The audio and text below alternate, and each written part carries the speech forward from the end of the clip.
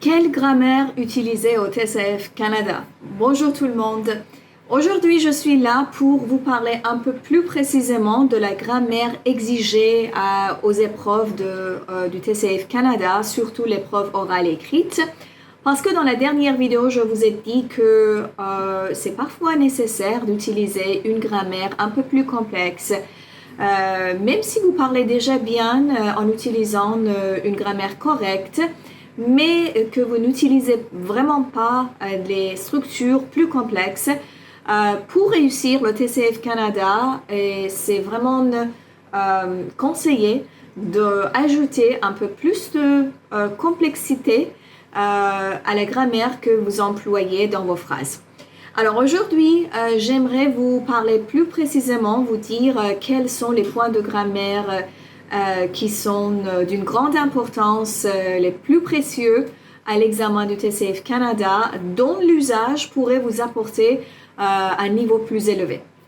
Alors le numéro 1, c'est le subjonctif. Vous le savez probablement déjà que les enseignants de français mettent toujours l'accent sur l'usage du subjonctif.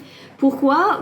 Parce que les Français l'utilisent quotidiennement dans presque toutes les conversations, et pour eux, c'est pas le subjonctif, c'est vraiment c'est une structure normale, ordinaire de tous les jours qu'ils utilisent. Alors vous aussi, si vous voulez démontrer votre intégration dans la culture et la langue française, surtout à l'examen, il faut que vous utilisiez le subjonctif plus fréquemment.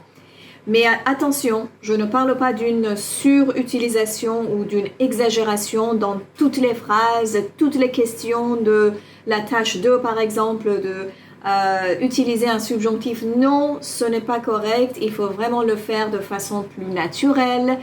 Et alors par exemple, dans la deuxième tâche à l'oral, une question ou deux questions, alors dans une, deux ou maximum 3 questions, vous utilisez le subjonctif pour poser une question. Voilà, et c'est tout. Mais, alors ça c'était le numéro 1, donc le subjonctif est très important. Deuxième, c'est le conditionnel, encore parce que le conditionnel est vraiment utilisé quotidiennement dans toutes les conversations, soit pour la politesse, soit pour une suggestion, un conseil, pour démontrer l'incertitude.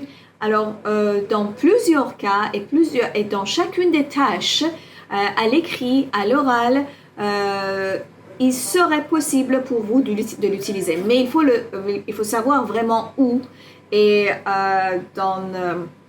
pour dire quel type de phrase l'utiliser. Alors, si vous ne le savez pas déjà, il faut que vous consultiez un expert dans ce domaine. L'autre grammaire qui est absolument nécessaire à connaître, à utiliser, c'est en fait les temps différents, je dirais, les temps du passé, les temps du futur, parce que vous devez varier au niveau du temps, de l'usage des mots et du temps du verbe, encore pour démontrer votre capacité à jouer avec les mots et les temps et à bien conjuguer. C'est très important. Par exemple, dans la deuxième tâche à l'oral, il faut jamais poser, en fait, pas jamais, mais je dirais que ce n'est pas vraiment naturel de poser toutes les questions avec le présent de l'indicatif. Voilà, donc il faut changer les modes, parfois le conditionnel, parfois le subjonctif, parfois le passé, parfois le futur, si c'est le cas, si vous parlez du futur.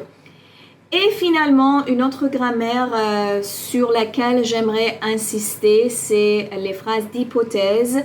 Vous savez qu'il y en a 3 en général, première forme, deuxième, troisième forme.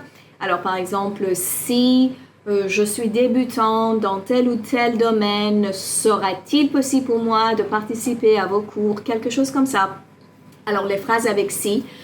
Et voilà, donc aujourd'hui, je pense que ça suffit pour vous de un petit peu aller réfléchir sur ces grammaires et de penser vraiment à la structure, si c'est nécessaire, au besoin, aller les réviser. Et voilà, donc si vous avez jamais des questions, nous sommes là pour vous aider. À plus!